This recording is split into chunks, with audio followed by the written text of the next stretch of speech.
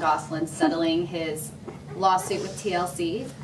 I believe Mark Heller gave us a statement, or he told us, he confirmed it, that he's settled. What's your reaction to that? Oh, Jon Gosselin settling. Well, I mean, it saves us time so that we don't have to go to trial in April, which I didn't think would happen because Williams and Connolly pretty much had him in the bag. So they sealed the deal. Yeah, I mean, Jon made a lot of mistakes, and that's his own fault. He screwed two people he shouldn't have screwed in our testimony.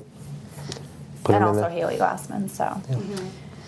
Do you think that this was inevitable, that he was going to settle? I mean, there are reports that he had no money, he wasn't going to be able to afford a trial, you know, and now there are also reports that he's going to allow TLC to film the kids again. Well, I don't really think he had much of a choice because, as far as I know, he doesn't really have much else to do. I mean, Williams and Connolly is a huge, prestigious law firm, and after Jon, I think, was deposed, from what I've heard, I think that was his last option.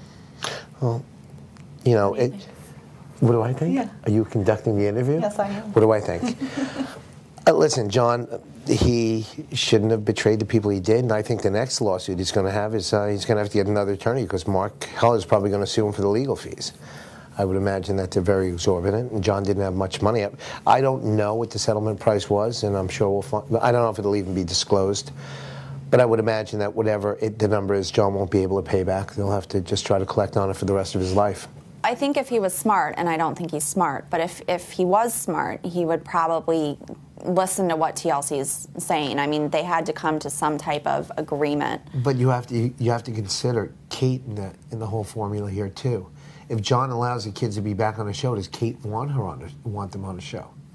Kate's got a career of her own now. She's getting offers left and right because she conducted herself in the right way. Jon's the one who's going to have a problem finding employment, so he's going to, if anyone's going to exploit their kids now, it's going to be Jon. Jon's apartment, the burglary. Oh, God. Okay. The knife in the desk, the slashed clothing, blaming Haley. Do you think Haley did it? Honestly, there's no doubt in my mind that Jon did that. And I think that was just one of Jon's crazy ways. Maybe he didn't get a Google alert of himself that day. Or we should hook him up with Aaron. No, I don't want to go there. But I definitely think, first of all, Haley wouldn't sign her name. Second of all, if you look at it from, I mean, even in a serious standpoint, to put a knife like that, the stuff on the table would have scattered. It just doesn't make any sense. Name to a note like that? No one would ever do that. And you know what?